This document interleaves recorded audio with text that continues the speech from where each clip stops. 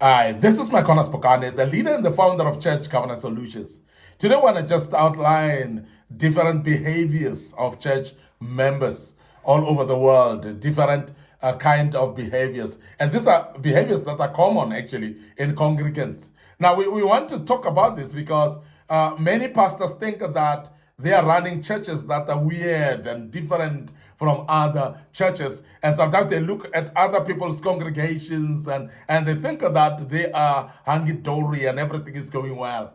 No. And there are some common behaviors of church members that are common everywhere. And we want to make you aware of this so that you don't become despondent as a pastor and think that your church is the most evil one. Your church is the most unprogressive one because you think that others are actually not encountering this type of behaviors. And that's the reason why, as Church Governance Solutions, remember, we are restoring godly order in the house of the orderly God. And we are opening up the minds of the pastors, the congregants, the leadership of churches as well, for you to be aware of what's happening in the church so that you may be able to align actually many things into place and let many things fall into place because of the teachings that we teach here.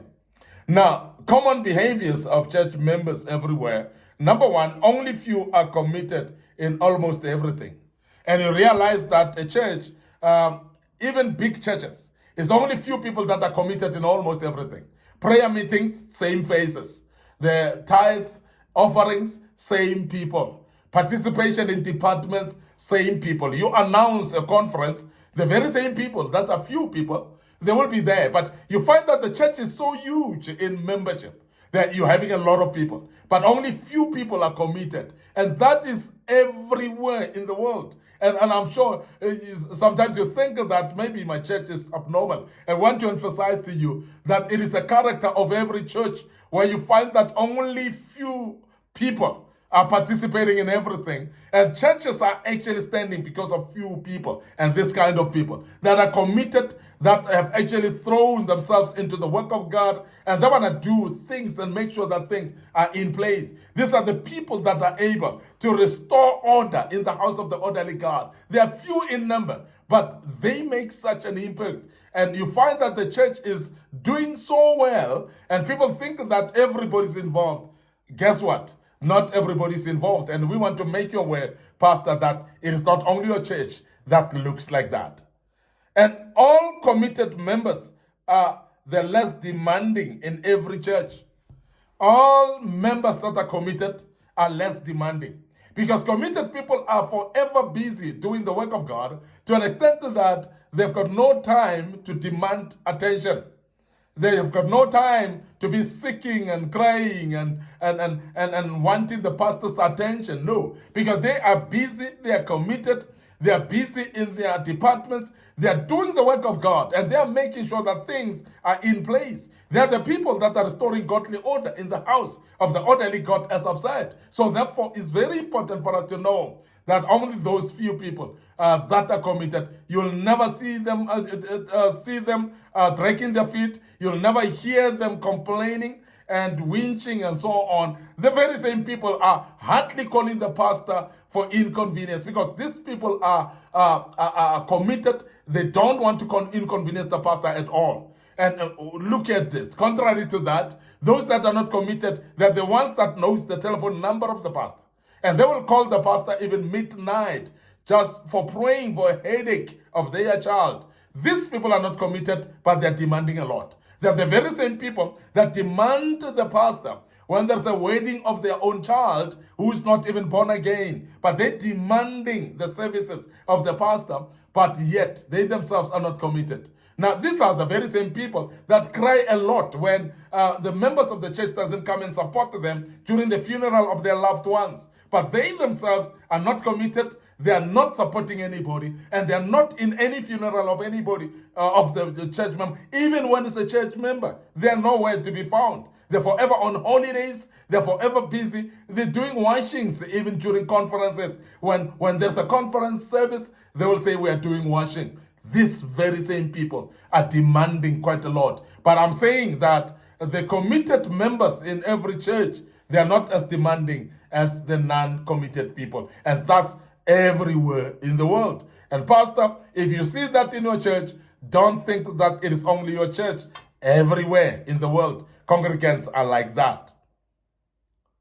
Now, another thing is all non-committed members are the most complaining about just everything.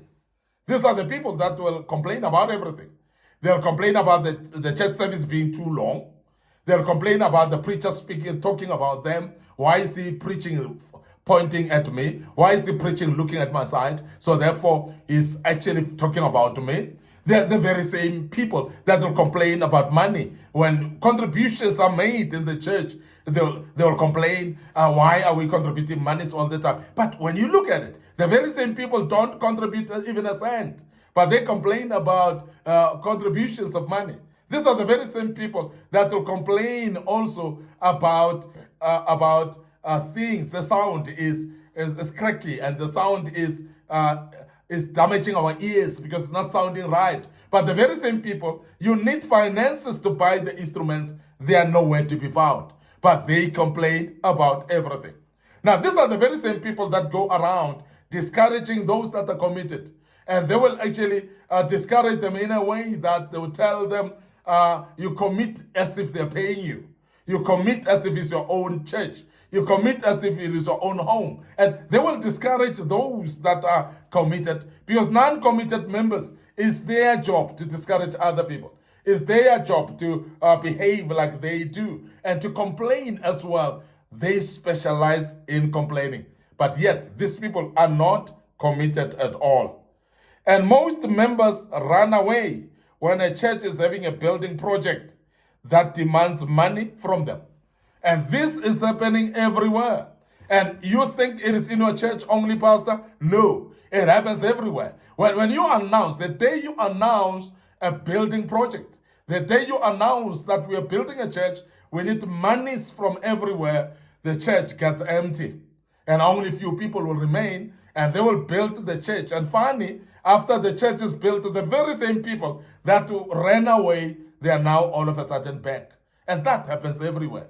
And I'm sure you will say, Pastor, but I thought it is happening in my church only. But we want to let you know, Pastor, that it is not only in your church. This is happening all over the place. People don't want to part with their own monies, but they would love others to cater them in the church with their monies. Now, conferences need money, but the people that are not committed, they are actually not popping out money. They will not pop out money, but they are the ones who enjoy the conference the most. They are the ones who will actually complain when there's no conference at all, because they are the ones who demand a conference to be there. But guess what? When it comes to popping out money, they are nowhere to be found. And projects of building, conferences and so on, people are running away and they're disappearing completely. And they will only show up when the church has been built already. Now, the other thing which is of very, very great importance is that every church has got few people attending prayer meetings and lots of people attending the celebration Sundays or celebration days on Sundays. Many people attend the conferences, and many people will attend the pastor's appreciation service or any celebratory service. But guess what? These are the people that are not there to be found, that are not to be found when a church, we said when a church demands money, and also every time when prayer meeting is there, when prayer meeting is being called. Sometimes it's fasting and prayer that is being announced. You'll see nobody. The prayer meetings are empty every time in every church, but the church services are full. On Sunday, everybody's there, packed with their beautiful cars out there, dressed in their nice suits there, but they don't want to pray. How many churches that you'll see that are having people full in prayer meetings? They're not many. They're very few. And that's the reason why I want to emphasize that not many church members enjoy prayer meetings. They don't come. They will come actually on Sunday services only. Now, we want to also say that most church members, they hate tithe and offering. Therefore, they hardly give in the church. When it comes to money, you are actually insulting them when you talk to money. When you talk about money, money is a swear word to many church members. Money is a sore word to many congregants. They don't want to pop out money. Tell them about everything else, but don't tell them about money. And that's the reason why you'll find a lot of complaints about money in churches. And some will even start to talk about stories that are not even existing. That the pastor is eating the money, the pastor is misusing the money. Even when the pastor is not misusing the money. When you are stingy, you are stingy. When you are not a giver, you are not a giver. And that's the reason why people that are not givers, they will complain a lot about money that they're not even contributing themselves. And that becomes very, very important to emphasize, because people that are not givers, they hate the tithe, they hate offering as well. And that's the reason why these very same people, they love complaining about money, but yet they cannot pop out money of their own. And this happens in every church, and we want to emphasize that as well.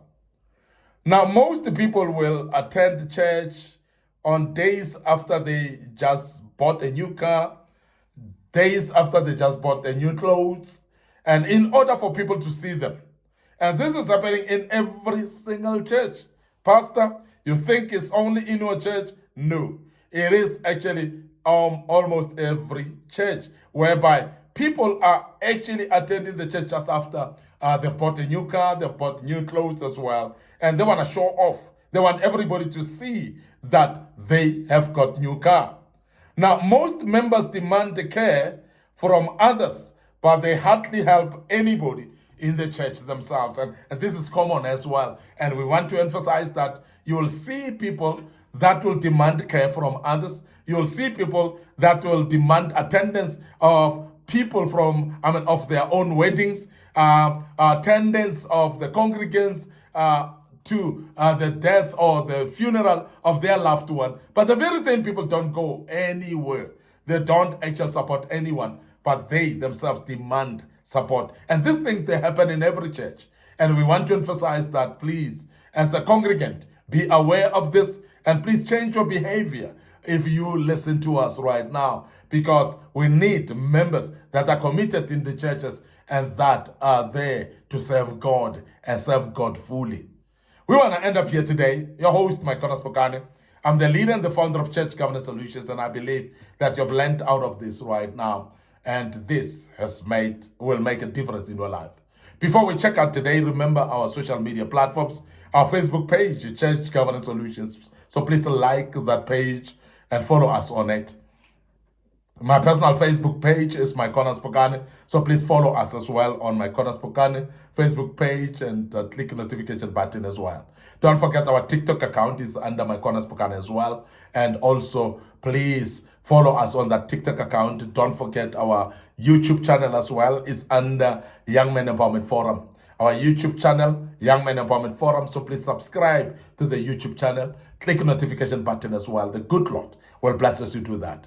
Don't forget to share these platforms with your loved ones. They are interested in listening and being helped as well. In this regard, we want to urge you, please make sure that your loved ones are able to identify these platforms and they follow us as well on these platforms. Until we meet again with another session tomorrow, may the good Lord bless you and allow us to check out right now, just to say cheers for now.